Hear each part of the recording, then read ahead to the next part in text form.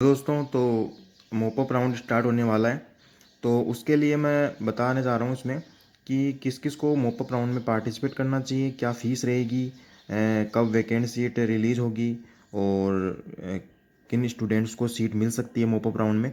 तो मैं इस वीडियो में बात करूँगा। तो हम सबसे पहले बात कर लेते हैं फ्रेश रजिस्ट्रेशन की।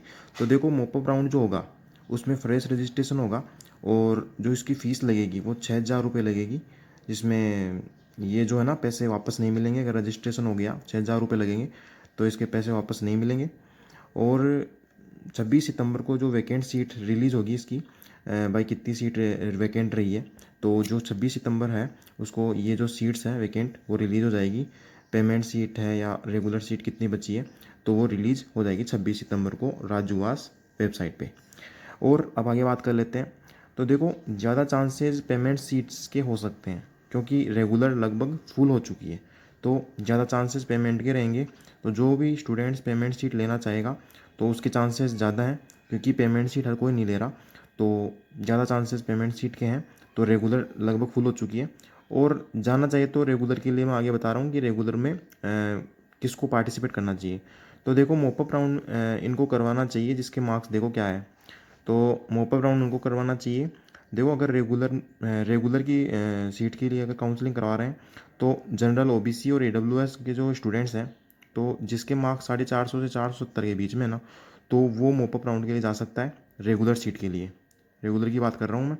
तो अगर जनरल, ओबीसी, ईडब्ल्यूएस है तो 450 से 470 मार्क्स के बीच है तो वो मोपअप राउंड के लिए जा सकता है। और ज़रूर करवाइए, और रिस्क है अपने आप पे, लेकिन आप करवाइए। मन में नहीं रहना चाहिए कि भाई मैंने काउंसलिंग नहीं करवाई।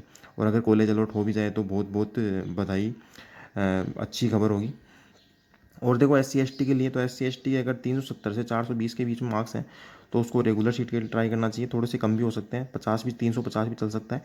तो वो रेगुलर सीट के लिए काउंसलिंग ज़रूर करवाएं मोपअप राउंड के लिए।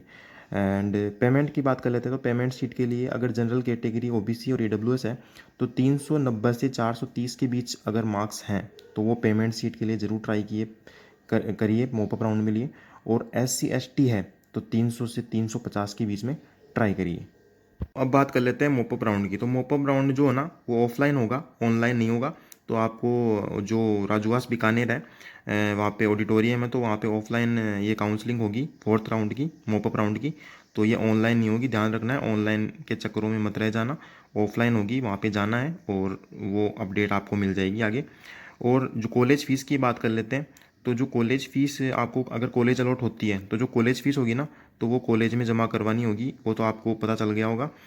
और आगे आपको बता दिया जाएगा कि कॉलेज आपको अलॉट होती है जैसे ही, तो आपको कॉलेज फ़ीस के बारे में बता दिया जाएगा। डीडी कटेगी, वो सब कुछ आपको बता दिया जाएगा वहाँ पे, है ना। तो राजूवास के जो डॉक्यूमेंट्स होंगे, मतलब राजूवास अपने वो मतलब उस बैंक खाते के लिए वो अप्लाई करवाएगा, तो आप वो डीडी वाला वो समझ लेना, वहाँ पे वो बता देंगे सब कुछ। तो वो ध्यान रखना है। और मोपअप राउंड के लिए जो फ़ायदे हैं और नुकसान हैं, देखो मोपअप राउंड के फ़ायदे और नुकसान भी हैं। तो फ़ायदे तो ये हैं कि अगर आपकी उपस्थिति वहाँ पर पहले रही तो आपको कॉलेज मिल जाएगा।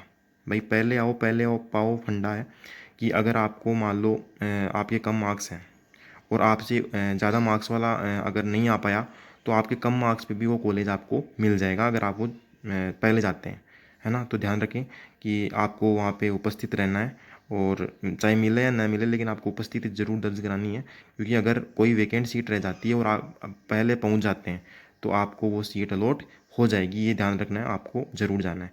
नुकसान क्या है? तो देखो, नुकसान तो ये है कि अगर कॉलेज नहीं मिलता है तो आपके जो रजिस्टर्ड पैसे हैं, भाई 6,000 रुपये फ्रेश रजिस्ट्रेशन के लगे हैं और 1,500 पहले भी लग चुके हैं, है ना। तो वो पैसे वापस नहीं मिलेंगे और जो आपका टाइम है वो बर्बाद हो जाएगा।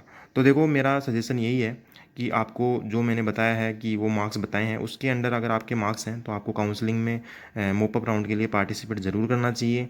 और मेरा मानना तो ये है कि अब आपने इतनी ही टाइम लगा दिया काउंसलिंग के लिए, तो थोड़ा और सही। और साथ साथ में अपनी पढ़ाई भी जारी रखें, जिसकी आप पढ़ाई कर रहे हैं, नीट की कर रहे होंगे या अदर सब्जेक्ट की कर रहे होंगे, तो आप ज़रूर तैयारी भी रखें साथ साथ में, क्योंकि और अब 5-6 महीने की बात है, वापस एग्ज़ाम आने वाली है। तो उसकी भी आप तैयारी रखें।